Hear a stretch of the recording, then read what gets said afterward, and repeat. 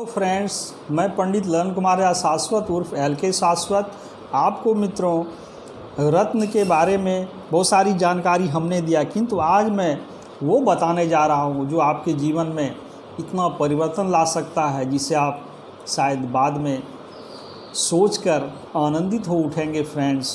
किंतु मेरे इस YouTube चैनल को आप लाइक और सब्सक्राइब ज़रूर करें। मित्रों, मैं बता रहा हूँ कि 10 महाविद्या महान विद्या है। बहुत सारी विद्या का नाम आपने सुना होगा। लोग कहते हैं तो जो साधारण लोग हम लोग विद्या प्राप्त करते हैं, ये साधारण विद्या है, जीवन को उच्च बनाता है, शिक्षित बनाता है और हमें आपको रोजगार का अवसर प्रदान करता है मित्रों।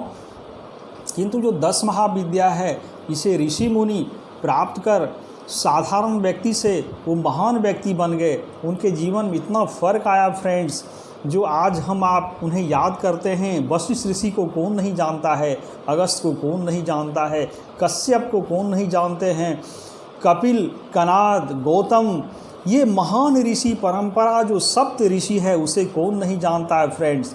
ये सारे ऋषि हमारे आपके तरह ही मनुष्य थे, जिन साधना को संपन्न करके वो सर्वशक्तिमान बने। यहाँ तक कि देवता और तीनों लोग उनसे भयभीत होते थे। दुर्वासा का नाम कौन नहीं जानता है मित्र। मार्कंडेय ऋषि जो अमर हो गए, जिन्हें अल्प आयु में ही मृत्यु योग था, जिन्होंने सप्तशती दुर्गा सप्तशती की रचना की फ्रेंड्स, वो ऐसी विद्या उन्होंने अर्जित की।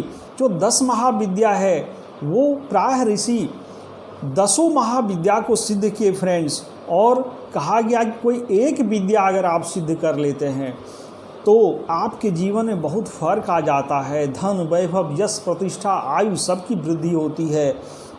मैं हाल फिलहाल का उदाहरण देना चाहता हूं कि आप दरभंगा महाराज का नाम जानते होंगे। उनके जो महाराजाधीराज थे, रामेश्वर सिंह, लक्ष्मेश्वर सिंह, ये सारे लोग महाविद्या को सिद्ध करने में पूरे भारत का भ्रमण किए, यहाँ तक कि बाहर भी ये गए मित्र। हाल फिलहाल में बहुत सारा ऐसा तथ्य सामने आया है कि ये सारे लोग तंत्र विद्या में महान थे, और जिसमें तारा विद्या जो द्वितीय महाविद्या है, प्रथम महाविद्या तो महाकाली है, द्वितीय विद्या तारा विद्या है मित्र। तारा विद्या जो तारा महाविद्या के नाम से प्रसिद्ध है, ये तारने वाली होती है। तारा मतलब तारने वाली, उद्धार करने वाली। खास करके इसमें जो उग्र तारा कहा गया वो तो तुरंत तार देती है मित्रों।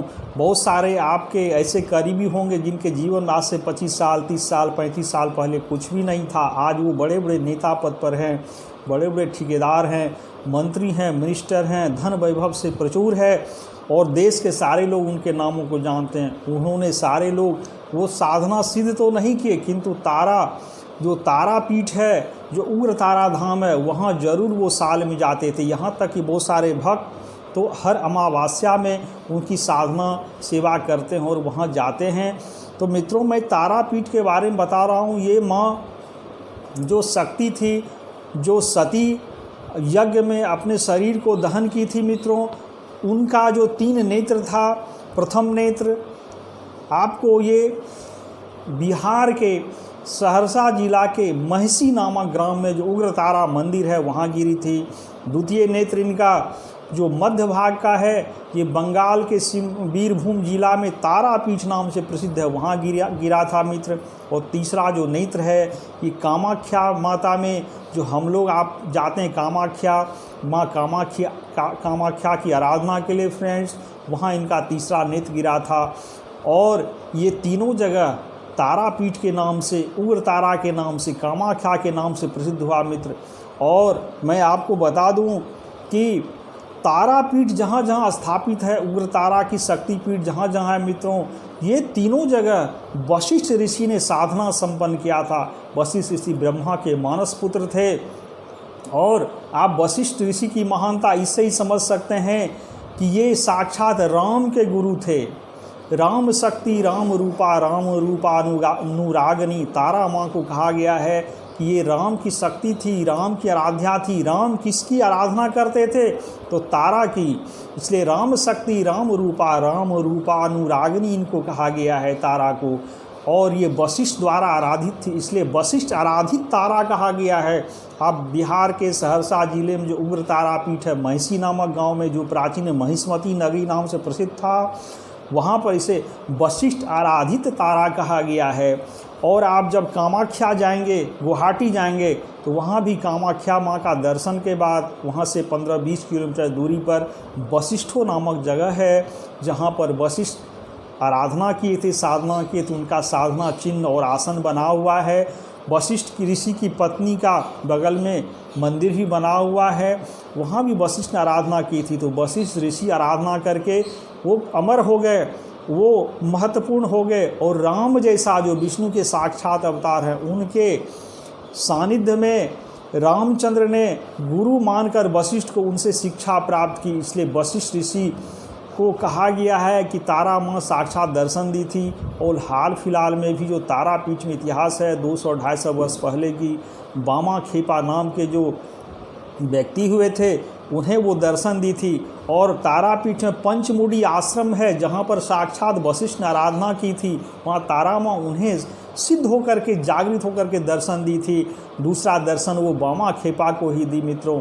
और बामा खेपा रामकृष्ण परमहंस के समकालीन थे, और वहाँ उस समय भी दरभंगा महाराज जाकर के बामा खेपा से मुलाकात किए थे, और उनकी कृपा से इन्हें संतान की प्राप्ति हुई थी, धन वैभव अटूट मिला था मित्रों।